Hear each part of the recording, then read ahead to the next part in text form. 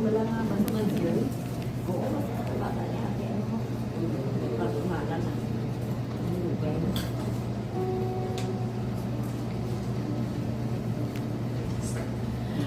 Good evening, everyone. Good evening. Hello. It's a great honor and privilege. We are from St. Pauline's Church. We're in Banga. Siyempre Banga, South Cotabato. Again, isa ka pribilehiyo na makagather kita together as part of the family of Flores. And malapit sa among kasing-kasing Agreda Modern Families, no? So that's why ari kami sa paghatag sa comfort. Kapag kami thankful it ang bulaan kita sa loved ones nato or loved one nato sa family. But salamat sa Ginoo sa pag-sustain sa strength sa kasing-kasing babinawaton sa plano sa Ginoo. May mga purposes sa kinabuhi nato. Pamilya, nalilito ako sa Flores family. Lord, sila din ako sa kasukanan, tulad din ako kay nagtaliwan isa sa mga nasa itong pinuli. But the Lord, nagatuo kami na ikaw ang Diyos na hatag sini sa amon sa Panginoon nagulangan, pero in Jesus' name, amen. As our opening hymn, may mga pipila kita kakapis sa mga kalantawan na aradira. Indeed God is very good, although may mga challenges sa kinabuhi, but then God is still amazing sa atong mga kinabuhi. We will be singing tonight, Amazing Grace. We will be singing the first, second, third, and the seventh stanzas only.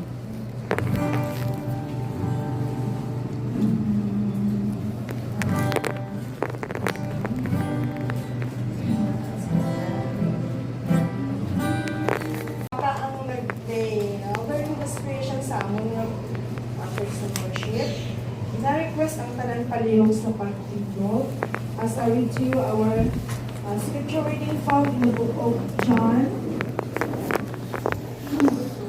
John chapter 14 verses 1 to 3. I know it's a familiar verse para sa atin. Siya kami mag-utot, araw ang babae, ang ang lalaki. Ni Andrew. Ni ano ba ikapito? Ay ano siya? Ay, kaya siya. Kami na ako ni ano magpilay sa sultanay. Ako si Mama Kay. Bali ko na lang ang subong na bilin. Apat. Tatlo ka babae. Kaya na malaki ko na sila. Ni Alma, naka-auto na makalagaon. St. Pauline's Church, the Reverend Miten Pascual.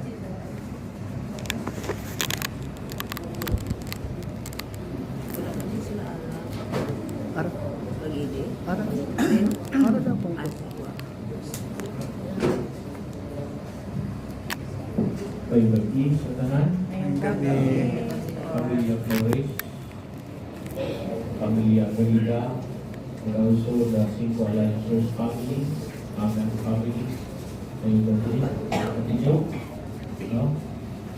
Last time, before is the meet naman pamilya ni Ate Alma, Mang Alma, kaya siguro hindi pa siya amon na daw layo ko lang pagkitayin namon na kamigahay ko ngayon. Masadya lang pala sa amon na pag-istoryate dito sa Timog Park na dumadugay na sa Ilocosita. Ano din makaawang kapaya sa Litson, ito kalos ang handa ni Ma'am Jo, dito puro Litson ba?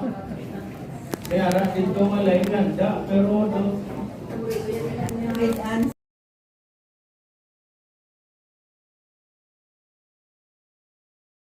lugib sa akon. Kag mismo si Pedro nagamba, si Pedro, hindi ako inaya. Very clever kayo si Pedro. Ako ng istorya dira nga ang nag-abot ang bersikulo nga dira sa chapter 14 verse 1 siling niya, do not let your heart be troubled. Believe in God and believe also in me. That is the word of Jesus Christ. Kaya during that time, nasupot na sila ba? Very troubled na sila. Ano na lang himuunta sini? Kaya ang ila una-una, nagrabe kitang ila pala nga salig sa kay Kristo, nga ginakilala nila nga maestro. Ginakilala nila nga teacher during the time. Una ko kay magpreparar ako sa lugar, kulot para sa inyo. Nga kung diin ka mo, dito man ako. That's the promise of the Lord. Ano nato ng mga kamatuoran sa mga gabi, found in this passage, nasiling panakon nga ang pagkadula sang aton hinigugma sa panimalay, maghatag ini sang kabugaton sa panguna-una kay kasing-kasing sa sininga panimalay. Amigo na lang gani ang magkaliwat. May makapamangkot na sa aton panguna-una na madalom. Ano ang pamangkot? Kapamangkot kita, nga Asya. Di ba? Kabuot sa iya nga ang aming kuha na siya. Kadamo sa tunto na. Di ba? Ako na din ang mga question nga daw madalong git. Pero, siling ni Jesus Christ, inhambal ko si ini sa inyo with a purpose. May plano ako nga ang ginhambal ko nga mag-una ako sa inyo. So tanaw natin subong ang mga kamatuoran. Una, to the family. Yes, of course, ara ang kasubo sa inyo. But ang kamatuoran na ginhambal sa Ginoo diri sa aton sa John 14:1-3, nagpakilala siya nga may Ginoo kita nga nakaintindi sang aton kasubo. That's why he said, do not let your heart be troubled. Ako na nga ginhambal yan. May ara kita nga Ginoo nga nakaintindi sa aton in times nga ara kita sa ginatawag grieving situation. Naintindihan niya ang kasubo sa sininga panimalay. Kung nag-una man si Ate Alma, si Ma'am Alma, God has a perfect purpose for His family. This house are making mansions. May prepare ako dito. Abundansya, malapad na space that someday dito ang ginatawag natin nga great reunion. Pag kilalita kita dito, basta i-follow lang gid naton, ining keyword nga gihambal nakon, tuuhan ta ang Ginoo sa bupusta na kinabuhi. Ako ka lang nakasimple. Kamano ka mo? Sa Surala, may ara kami dito nga ginatawag na Moral Recovery Program. Kamano na si Ma'am Jo? Kaya may nagakanda kami sa mga Bible study in every department. Ako na ginatawag na mo Departmental Bible Study. Kaya mong nag-handle sa parte kada mo o pagkapastor. Lain-lain ng sikta. Lain-lain ng sikta. May stay ka, malikoperator ka, mamormos ka, ang wala kang magiging sa mo, duwa lang ka sa sikta. Lain-lain ng mga sikta, paano ko na sila tingubon? One time, nag-istorya kami, disregard ko ng debate-debate. Pero ka, lain-lain na sila sa doktrina. Pag sinong pakianay sila dapat, mag-abot i-point, pag-ubang reaksyon. Diba? Ang ako lang ginhambal is, nag-meeting kami sa ito, budlay-budlay. Yung buro gani, kaysa lang gani Carleo, budlay-budlay Tipunor. Budlay-budlay Pregidion. Lalo na kung puros pastor, lain-lain pag-isibahan. Kabila mo ang term naging gamit ko is, ano gidabla ang inyong gidbala ang inyong mga plano? Mudlayan nila mga kuwan mo, mag-assist kung ano ni mo nila.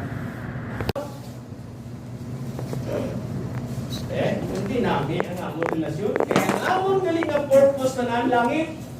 Ang keyword na to sa mga gabi is, believe in God para malangit. Ang prepare sa Ginoo dito is, abundant space for us. That's our hope. Paglaong ina. Naman namin.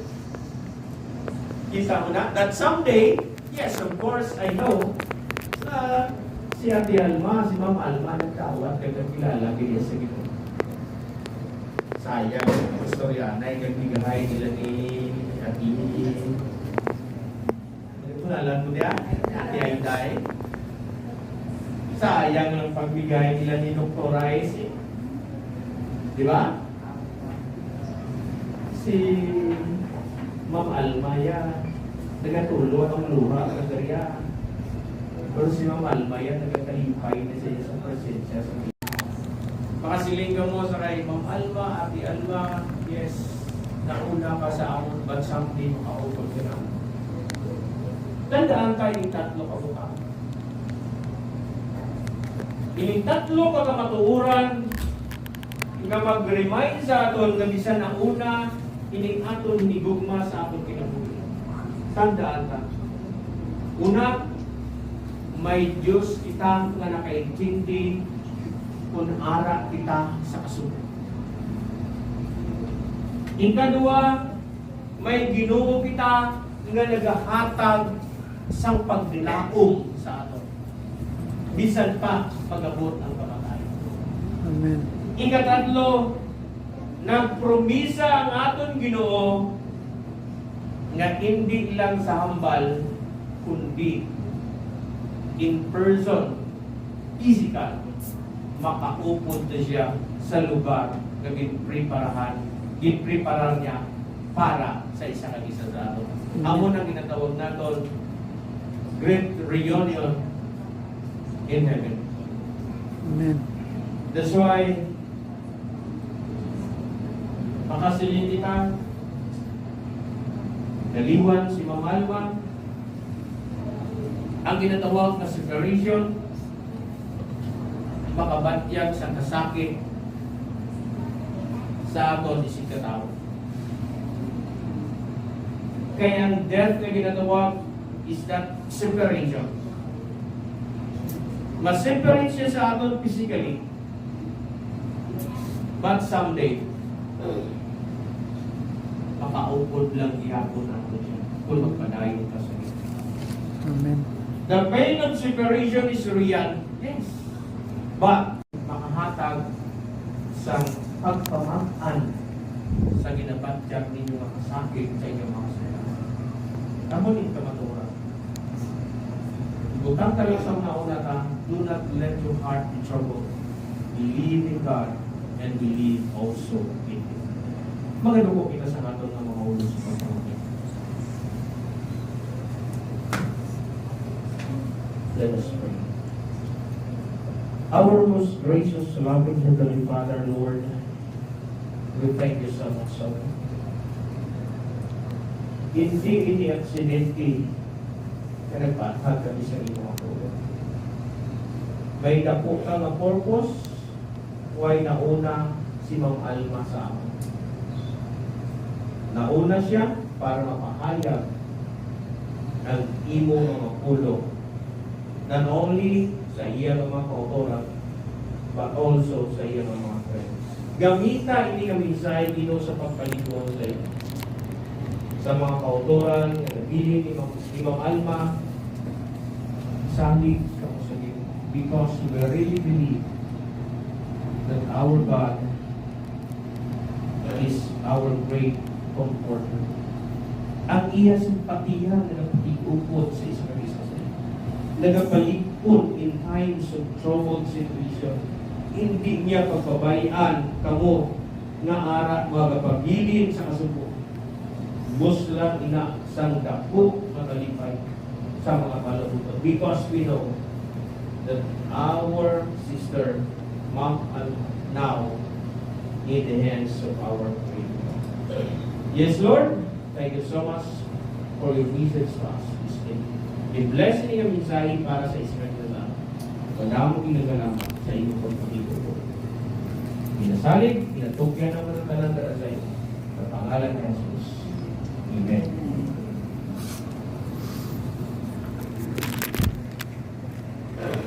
Constantly abide sa Ginoo sa mga plano niya sa atong mga kinabuhi.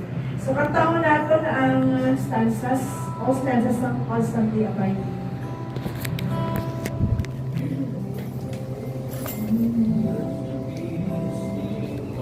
All together.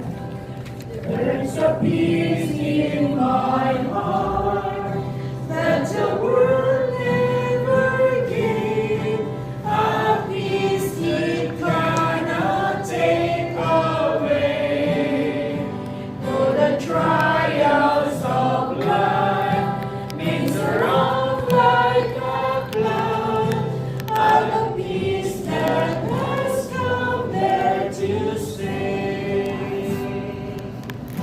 Constantly abiding, Jesus is mine. Constantly abiding, rapture divine. He never leaves me lonely, whispers oh so kind.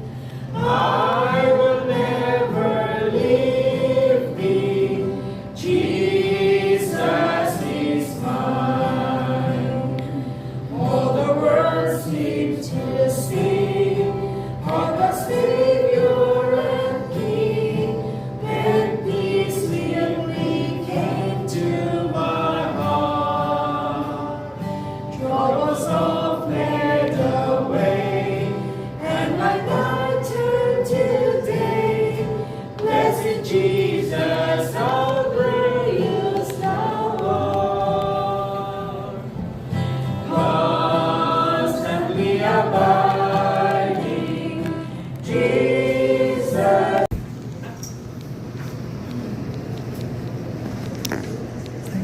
Ginabrihan na nila. Ginabrihan nila. Pasalamat na mo sa inyong presensya, sa inyong pag-alis, especially sa akong kapamilya, sa Barrio 5 Alliance Church. Salamat din, no? And thank you kay Ari Manahaton na Vice Mayor, si Ang Loren. Salamat din. Pastor Lee, isa yung mga isay. No, makatag sa atin sa auditorium. Salamat na ang imong mensahe, hindi na para sa patay ni Pastor, kundi para sa aton nga buhi. Kaya aton nga hope, para sa Ginoo. At nawatian naton nga ang mensahe ni Pastor, no, na Ginoo ng Jesus ng binahaton na living hope na maka-reunite kita sa atong na pinalamantan, no, sa heaven kung patunan natin siya as our God and Savior. So, thank you sa presensya sa tanan, no? Ang aton karon na kada gabi may nakita may isang schedule na microservice para kay niyan no? At para din sa pamilya at sa mga kinalangga among mga utos man sa mga kapilala, no? Mga friends. So, kada gabi may buwas doon, may akagabi ang Margaret Evangelical Church Necrovery, tapos Subong, ang Aton Alliance Church, Bangat. And then tomorrow, we have the XPI, kay Pastor Dunan. And then, sa sunod, Yeah. Kita mo ko pero so gusto na wala to ato daw kita. Dalong pinapauna-una ako ba? Sino yung mga bayi ng mga matao? Uy! Ay, Loren mo rin. Sige, magandang po sa ato ng mga ulo. Kapag labing kamanan ni Diyos, isa pa po ginanamon ng mga Naghatag ikaw sa malipot na mensahe, pero naghatag hindi sa dako. So, comfort not only to the very family, but also sa nagkariso mga kapatid. Salamat Ginoo sa iyong presensya. Wala akong isipin na kami. Ang akong napagpangamuyo sa mga kapatid Ginoo, ng imo, malaanon, espiritu, mga padayon sa pagtuloy sa bugos na panimalay na nabilin ni Ate Alma. Bless mo sila, pakamayon mo sila, lipuna sila physically at emotionally Ginoo. Magsandig sila spiritually dira sa imong mga ara sa imo Ginoo ang kasulbaran sa troubled situation nga ila nga na-experience sa negatibo. Lord, i-provide mo man ang ila kinanglanon sa pang-adlaw-adlaw nga nang while ari pa kaginatipa namon siya ti Alma sa siningang lugar. Updan mo sila Ginoo, pakamayuwa sila, bendition sila, and bless mo sila Ginoo sa financial na kinanglanon nila, ihatag sa ila Ginoo. Kusog ka kabakod sa panglawas, ihatag sa ila Ginoo.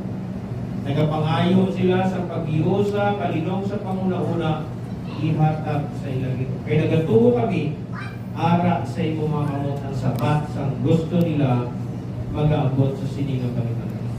That's why, Lord, updan mo sila, makamaywa sila, kagbindisyon sila sa adlaw-adlaw, adlaw magabi, na nag-stay sila sa siningang lugar.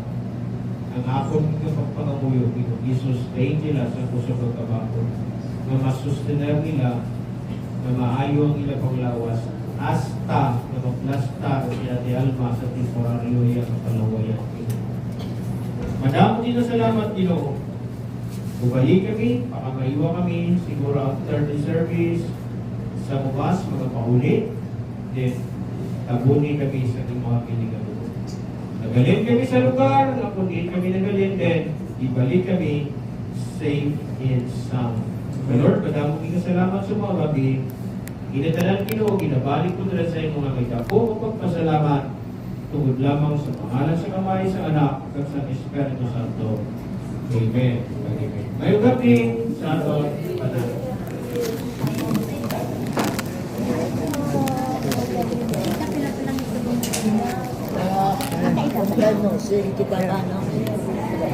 Si Inday Sheila Diskaya mo niya mo lan lady ni Tita Ams sa Sorala.